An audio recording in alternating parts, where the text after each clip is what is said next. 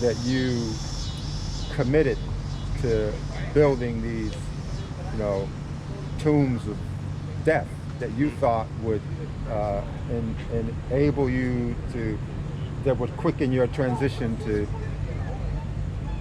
some space planet that you thought you were going to go to when you died, right? I'm listening. And your tombs were robbed and spoiled, everything. Everything. So it's just like, all okay, your servants was killed to be put in there. So I don't necessarily. I mean, now, so all that means to me is that, well, someone says, well, that's Black history. I says, well, it depends on what you mean by Black. If you want to use that term as a collective, then hey, then maybe I can agree with what you're saying.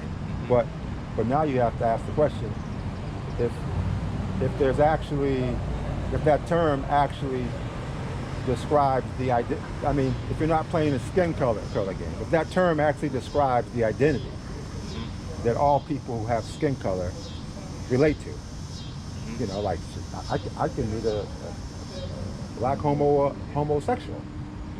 I don't have fellowship with that. Now we both have Black skin, so if I'm going to identify, if because they might say something of, oh, you're Black community type thing, or well, that's what they're saying. Yeah, that's what's being said now. We're using skin color as the great unifier, and if you're not, okay, so how can you say you believe in Black power and you believe in fighting for Black rights, but you don't want to fight for the rights of your homosexual brothers? So that's exactly my question would be, well, that doesn't mean what makes you, no, my question would be, well, what makes you think he's my brother? Are you saying it's not? No, I'm saying you're saying he is. So I'm asking you, why do you want me to answer to qualify what you're saying? You're saying he is. Now I'm asking you, what are you saying that qualifies him to be my brother? And all they're going to say is skin color. When that's confusion. Well, I'm going to say, well, then that means that there were brothers of mine who were Confederate in me going into slavery.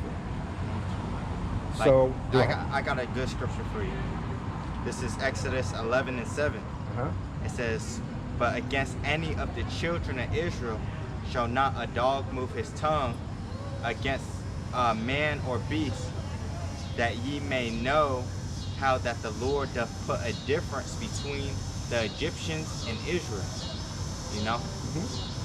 Which a lot of, I would even say, modern believers of the Bible, they don't want to see the separation that was set up in the scriptures.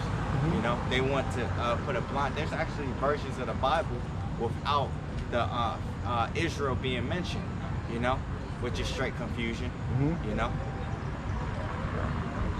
So again, we started back where we, I always think that, all things are understood through the process of questions and answers.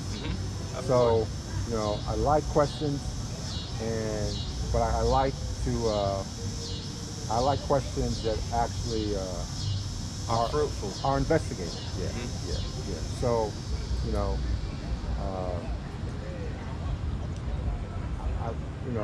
I'm always asking myself, well, okay, what does God have to do with me? How, what is God? How do I relate to God? Where is God? How is he connection with me? This is Proverbs 25:2. It says, it is the glory of the Most High to conceal a thing. Remember we were talking about earlier about the secret. Yeah, but you want secrets. But let me finish this one off. It says, but the honor of kings is to search out a matter. Right? So that's kind of that back and forth. He conceals it so those people with those that who really mindset want it, can get search it out. Right. Exactly. Yeah, and that's why, if you go back to 2 Timothy 2:15, study to show thyself approved, a workman who need not be ashamed, rightly dividing the word of truth. Right. And this is a commandment. Saith the Lord. Study shows up approved, right? Now, then you go back, it's probably in Proverbs, it could be in Psalms, I think it's in like Proverbs, where it says, and it goes through a long list, you know, like the wisdom of the Lord Yahweh is maketh wise the simple. Okay, it goes through a whole list. Maketh wise the simple. Look up that verse. I got you. I'm already going. Yeah. That's the one good thing about Google. It says, there's different ones. I'm gonna start at Psalms 19. Okay. Psalms 19 and 7. It says, the law of the Lord is perfect, converting the soul. Converting the soul. Okay. The testimony of the Lord is sure, making wise the simple. Making wise the simple. The statutes of the Lord are right, rejoicing the heart. It's talking about the mind. Yeah. The commandment of the Lord is pure, enlightening the eyes. Right. The fear of the Lord is clean, enduring forever. The judgments of the Lord are true and righteous altogether. Right. More to be desired are they than gold, yea, than much fine gold, sweeter also than honey and the honeycomb. Okay. Moreover, by them is thy servant warned, and in keeping of them there is great reward. Right? It says, who can understand his errors? Cleanse thou me. Now, right there. Faults. Okay. So who can understand his errors? Which means I'm giving you a standard to bounce off of. See, because you're out in this world, and different people are battling to inject certain ideas inside your mind, certain references. So when you see this, you should respond this way. If I see a woman in tight clothes, I should respond this way. If I hear this music, I should do this. If someone offers me money to do something that I think may be against that maybe deep down inside I know it's for a nefarious thing, my response should be, well, you know, it's about getting the bag. So who can know unless you have a code, in a sense, unless you have a code. So that's the value of that. Now you have a code. So now when someone says something, I just bounce it off the code. I'm like, well, that's that filter. That's the filter. Yeah. But it's also it's a measuring tape, and it's a discerner. You see, you know, and so it helps you to discern, to break through the fog. So I got a scripture for that one. This is Malachi 3 and 16. Or I'm gonna start at 13. Malachi 3 and 13. It says, your words have been stout against me, saith the Lord. Yet ye say, what have we spoken so much against thee? Ye have said, it is vain to serve God, and what profit is it that we have kept his ordinance? Yeah. Right? Which we're talking about that code. What benefit has it been to us? Everybody else around is driving around, and the rims are spinning, and they got all the things of the world. What benefit is it to us? Yeah, what's that value? Because he's looking for those of a poor and contrite. He has a measurement system that's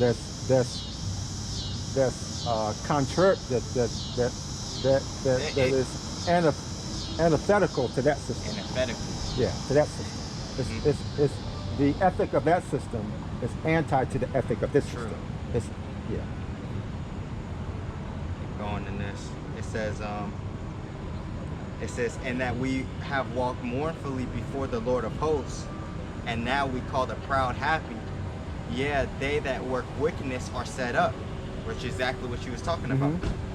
Yeah, they that tempt Yahweh God are even delivered. Then they that feared the Lord spake often one to another, and the Lord hearkened and heard it, and a book of remembrance was written before him for them that feared the Lord. and that thought upon his name. And they shall be mine, saith the Lord of hosts, in that day when I make up my jewels, and I will spare them as a man spareth his own son that serveth him. Then shall ye return and discern between the righteous and the wicked, between him that serveth God and him that serveth him not. Right? So now with us having the understanding of this measuring stick, we can see who else, you know, is on this path, you know, on that narrow path, or those that's going in that broad gate. Yeah. You know? Yeah. It gives you clarity. Yeah. Right.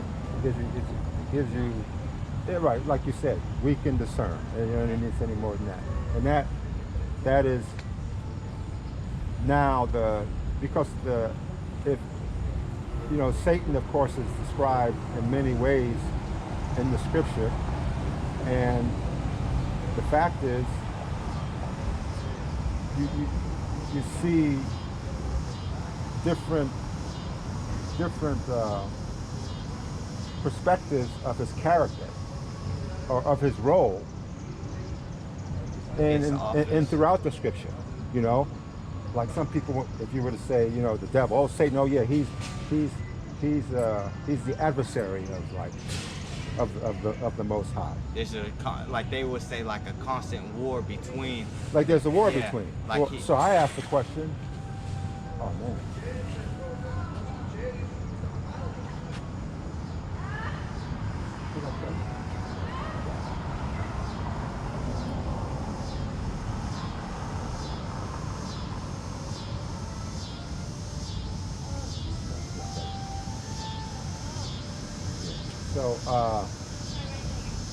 So for example, like there's somewhere in Genesis.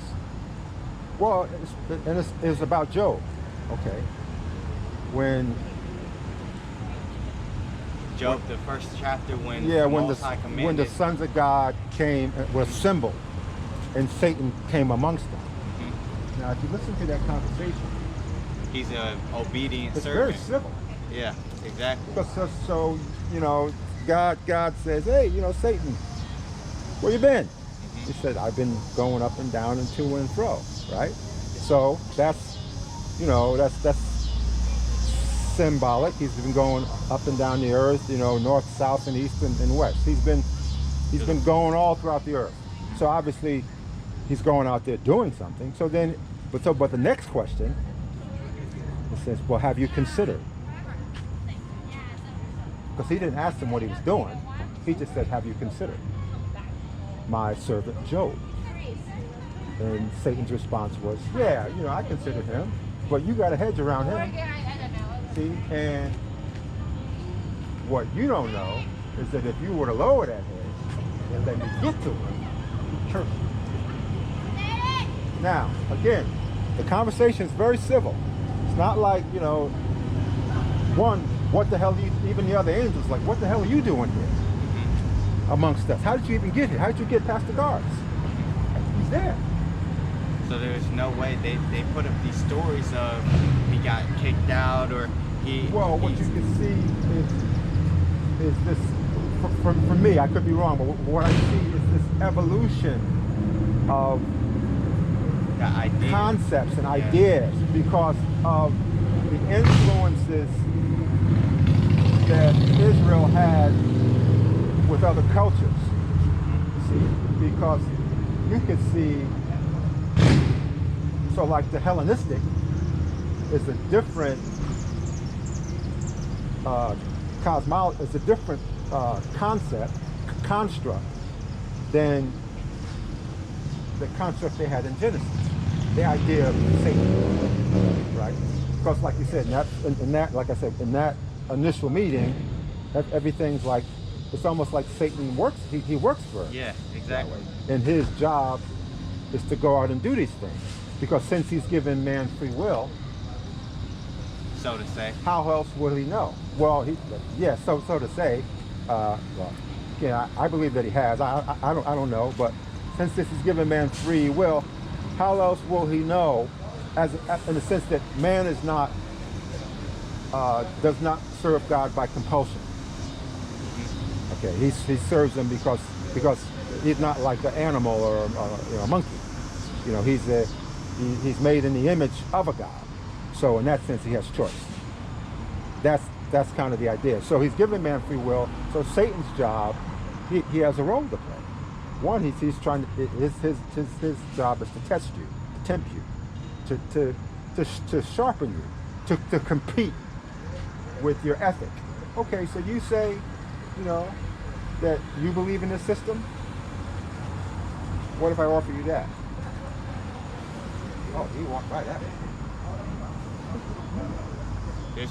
Like the Amish, they have a I would say like a tradition of at a certain age you can do the things of the world. Yeah. You know, you can see, but you can either accept this at a certain point or you can push all that so we can stay on this one. Right. It's the same thing with.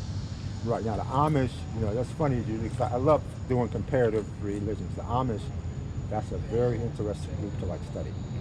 You know, because, and the Quakers as well. You know, because those people, the Quakers, they showed a lot of humanity when we were under a former form of enslavement inside this country. You know, they were the ones, they played principal roles in the whole underground like railroad thing. At a time when doing that would get you hung just as well as getting them hung. And it's because they had this belief system that God existed, that God existed in every human being. So they're interested to study the Quakers. Another interesting group to study, even just for comparison and contrast, is the Mormons. The Mormons. I used to live in Utah. Everyone, I went to Arizona to visit my in-laws once, and I went to one of their like temples. But when you read about, you know, their formation and their ideology, very peculiar, very much racist, very much white supremacist, but not as, a little more nuanced. You know, a little more nuanced than what you think. Like Joseph Smith actually had